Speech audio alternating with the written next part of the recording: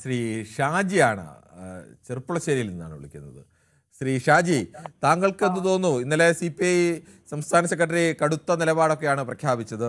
ഇന്നിപ്പോൾ ആ നിലപാടിൽ നിന്നൊക്കെ മാറ്റം വന്നു എന്നുള്ള സൂചനകളാണ് പുറത്തു വരുന്നത്. നമുക്കറിയില്ല, അവർ വ്യക്തമായി പറഞ്ഞിട്ടില്ല.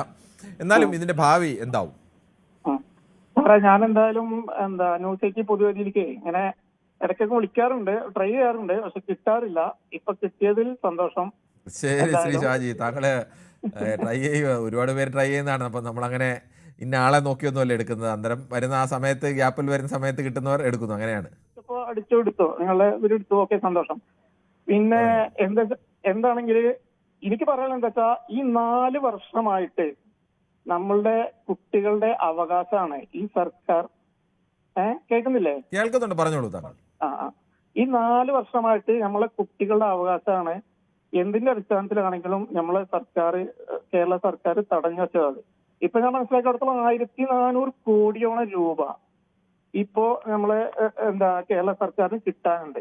ഇപ്പോഴെങ്കിലും ഇപ്പൊ ഈ വൈകിയ വേളയിലെങ്കിലും അത് ഒപ്പിടാൻ കാണിച്ച ഒരു ഷാജി, അതിനകത്ത് ഈ PMCയിൽ നിന്ന് കിട്ടേണ്ട പദ്ധതിക്കുള്ള പണം മാത്രമല്ല കേന്ദ്ര സർക്കാർ തടഞ്ഞു വെച്ചത്. PMC ഒപ്പിട്ടില്ലെങ്കിൽ ന്യായമായും കേരളത്തിന് നൽകേണ്ട സർവശിക്ഷാ അഭിയാന്റെ പൈസ, ആ പണം അടക്കം തരില്ല എന്ന് പറഞ്ഞപ്പോൾ ഞാൻ ഈ സാധനം കൂടെ എടുത്തെങ്കിലേ മറ്റേ സാധനം തരൂ എന്നുള്ള ഒരു ഹുങ്ക് ന്യായമായിരുന്നു കേന്ദ്ര സർക്കാർ ഇതുവരെ ഉന്നയിച്ചുകൊണ്ടിരുന്നത്. അങ്ങനെയൊന്നുമല്ല, അങ്ങനെ ഹുങ്ക് ന്യായമൊന്നും പറയാൻ അല്ലാതെ പിന്നെ എങ്ങനെയാണ് ഈ PMCയും SSKക്ക് തരുന്ന പണവും തമ്മിൽ എന്താണ് ബന്ധം? SSK എല്ലാ സംസ്ഥാനത്തിലും സർവശിക്ഷാ അഭിയാൻ നടത്തും. നമ്മൾ SSK എന്ന പേരിൽ സർവശിക്ഷാ അഭിയാൻ എല്ലാ സംസ്ഥാനത്തും നടക്കുന്നതാണ്. അതിന് കേരളത്തിൽ നൽകേണ്ട പണം എന്തുകൊണ്ടാണ് മറ്റ് സംസ്ഥാനങ്ങൾക്കെല്ലാം നൽകുമ്പോൾ കേരളത്തിൽ നൽകുന്ന പണവും തമിഴ്നാടിന് നൽകേണ്ട പണവും ബംഗാളിൽ നൽകുന്ന പണവുമാണ് നൽകാതിരിക്കുന്നത്? അതെന്താണ് അങ്ങനെ? അത് ഞാൻ മനസ്സിലാക്കിയത്തോളം തമിഴ്നാടും ബംഗാളൊക്കെ കേസിന് പോയിട്ടുണ്ടെന്നാണ് അറിയുന്നത്. അതല്ല, അതവിടെ നിൽക്കട്ടെ. ഈ സംസ്ഥാനങ്ങൾക്ക് മാത്രം നൽകാതെ ബാക്കി സംസ്ഥാനങ്ങൾക്കെല്ലാം നൽകുകയും കേരളത്തോട് അല്ലെങ്കിൽ മറ്റ് സംസ്ഥാനങ്ങളെല്ലാം വിട്ടേ, എന്തായാലും മറ്റുള്ളവർക്ക് കൊടുക്കട്ടെ, കേരളത്തിന് നൽകിയില്ലല്ലോ. ആ പണം നൽകാതിരിക്കുന്നത് കേന്ദ്ര സർക്കാർ മനഃപൂർവ്വം ഈ ആളുകളെ ഞെരുക്കി എങ്ങനെങ്കിലും ഇടുക്കിലിട്ട് പൂച്ച അടിക്കാന്നൊക്കെ പറയുമല്ലോ, ആ മട്ടിലേക്ക് സംസ്ഥാനത്തെ ഞെരുക്കാൻ വേണ്ടി ബോധപൂർവം ചെയ്യുന്നല്ലേ? അങ്ങനൊന്നും കാണാൻ കഴിയില്ല സാറേ. പിന്നെ എങ്ങനെയാണ് കാണാൻ കഴിയുന്നത് ശ്രീ ഷാജി? പിന്നെ ഇതെന്താ അറിയോ, ഇത് PM3 ഒപ്പുവെച്ച് കഴിഞ്ഞാൽ ഞാൻ മനസ്സിലാക്കിടത്തോളം ഒരു ബ്ലോക്കിൽ 2 സ്കൂളുകൾ. ഷാജി, അതോടെ നിൽക്കട്ടെ. താങ്കൾ പറഞ്ഞത് PMCയുടെ ഒപ്പിടുന്ന കാര്യം, PMCയുടെ പണം കിട്ടുമോ കിട്ടാതിരിക്കും, അത് വേറെ ഒരു കാര്യം.